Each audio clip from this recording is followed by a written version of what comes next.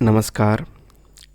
तो हम लोग ने अपनी पिछले वीडियो में देखा कि दमनक बड़ा दुखी हो गया है। उसने जो काम किया उस तो उल्टा पड़ गया और वो पूरा एकदम करटक से बोला कि भाई गलती पूरी मेरी है। और उसको कहानियाँ भी याद आ गई उसको, मतलब एक कहानी में 3 कहानियाँ याद आ गई उसको, हैं। जम्बुको हुडुयुद्धेन वयंचाषाढ़भूतिना द्यूतिका तंतुवायेन त्रयो दोषाः स्वयं कृताः। ऐसा बोल करके वो कहने लगा, ये कहानी सुनाने लगा। तो कहानी कुछ ऐसी है कि एक नगर में देव शर्मा नामक एक सन्यासी हुआ करते थे। अब सन्यासी ठहरे सन्यासी, उनको हमेशा सांसारिक सुखों से दूर रहना चाहिए, उनको संसार से दूर रहना चाहिए, उनको जो है क्या बोलते हैं उसे, कमल के ऊपर पानी की तरह रहना चाहिए। हर चीज़ से उनको अपनी दूरी बनाए रखनी चाहिए। लेकिन साधारणतया ये होता नहीं है, क्योंकि जो भी बाबा आप लोग ने देखा है, सब बाबा बहुत अमीर हैं। अब पैसे उनके हैं या नहीं हैं वो छोड़िए, उनके ट्रस्ट के हैं उनके हैं, लेकिन वो सब लोग वो सारे सुख पा सकते हैं जो उनको चाहिए। तो हमारे देश में तो है ही ऐसा ना, बाबा लोग बहुत मतलब बहुत पैसा है उनके पास। तो और उसमें हम लोग का भी दोष है थोड़ा बहुत, कि हम लोग जा कर के जो पैसा वैसा देना है उनको, मतलब कुछ आपका कुछ उन्होंने अगर कोई आपके कष्ट को दूर किया है तो आप जा कर के कुछ पैसा देते हैं, कुछ गिफ्ट देते हैं, जा कर के कुछ उपहार दे देते हैं या कुछ भी दे देते हैं। तो देने की वजह से क्या है, ये सब तो उनको चाहिए नहीं, लेकिन आप जा कर के दे रहे हैं, ठीक है। तो गलती आपकी भी हुई।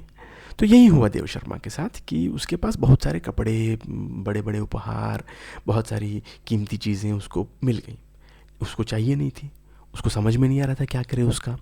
तो उसने क्या किया कि बुद्ध बाज़ार में जा कर के इन सब चीज़ों को बेचना शुरू कर दिया। बेच करके बहुत पैसा कमाया उसने, इतना एकदम पोटली भर अशर्फियाँ, या क्या बोलते हैं उसको, जो सोने के जो कॉइन्स रहते हैं, तो वो उसके पास थे। बहुत पैसा था उसके पास, पोटली भर पैसा था। तो बड़ा उसको पैसे से बड़ा लगाव भी हो गया। और मन में जो है, अब सन्यासी ठहरा सन्यासी, तो उसको कुछ ना कुछ इस तरह की बातें बोलनी थी ना, तो वो सोचने लगा मन में कि यार, अर्थानाम अर्जने दुःखम अर्चितानांच रक्षणे आये दुःखम ये दुःखम धिगर्थाः कष्ट संश्रयाः। अब पैसा कमाना मुश्किल है, एक तो पहला बात, ठीक है। और कमाने के बाद उसको कहीं रखना, सेविंग्स है, तो उसको कहीं बचा के रखना मुश्किल है, बचत मुश्किल है। क्यों मुश्किल है भाई? तुम जो है स्टॉक मार्केट में डालो, तुम्हारा पैसा चला जाएगा। फिक्स डिपॉजिट में डालोगे तो तुम्हारा वो है, तुम्हारा इन्फ्लेशन तुम्हारा खा जाएगा पैसा। तो हर तरह से तुमको पैसा जो है, आए दुखम, आना मुश्किल है, जाना मुश्किल है, व्यय दुखम, ठीक है।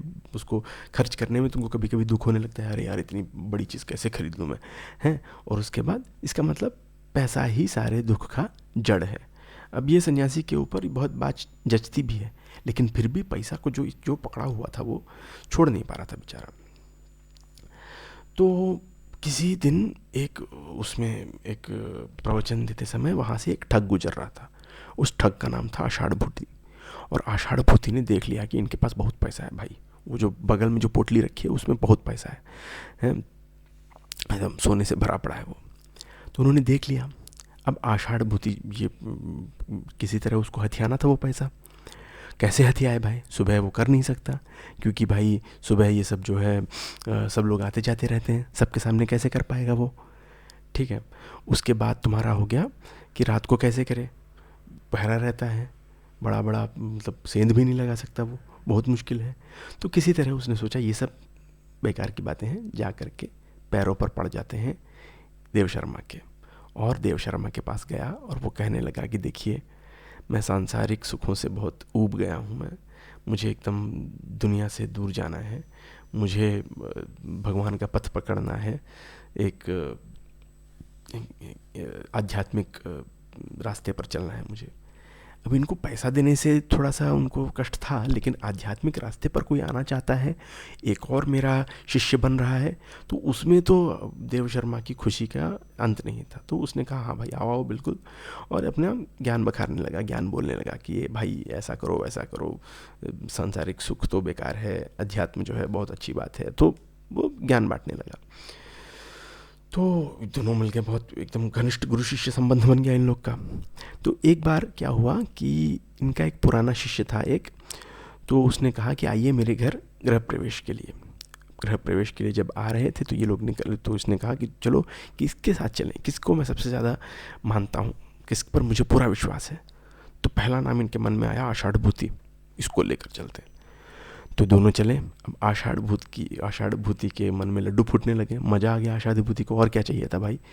इतने दिन से जो शिष्य बना हुआ था, इतने दिन से जो गंदे गंदे काम नहीं कर रहा था ये आदमी, आज उसका फल मिलने वाला है इसको, तो मज़ा आ गया आषाढ़ भूति को।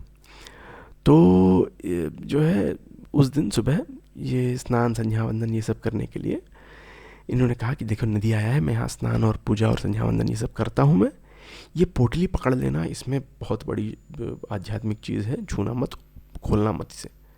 आषाढ़ भूति को पहले से पता है कि इस पोटली में पैसा है, हैं सोने की अशर्फियाँ हैं, जो भी है। तो आषाढ़ भूति ने जैसे ही वो पोटली पकड़ी और ये यहाँ पूजा करने, संध्या वंदन करने, अर्घ्य प्रदान करने, ये सब करने बैठे, तो आषाढ़ भूति 9 2 11 हो गया, निकल गया पैसा लेकर के। और जैसे ही वो पैसा लेकर के निकला, बाहर आए ये पूरा एकदम पूजा वूजा करके, तो देखा आषाढ़ भूति है ही नहीं। आषाढ़ भूति के साथ वो पैसों की पोटली भी चली गई, कुछ बचा ही नहीं। ले अब क्या करें। अब देव शर्मा एकदम बड़ा ही दुखी हो गया और उसको समझ में नहीं आ रहा था। एक प्रकार से होता है ना, किंग कर्तव्य विमूढ़ सा हो गया वो, उसको कुछ समझ में नहीं आ रहा था। वो बैठा था, कभी चल रहा था, कहाँ जाए क्या करे, बिना पैसों के कुछ कर भी नहीं सकता।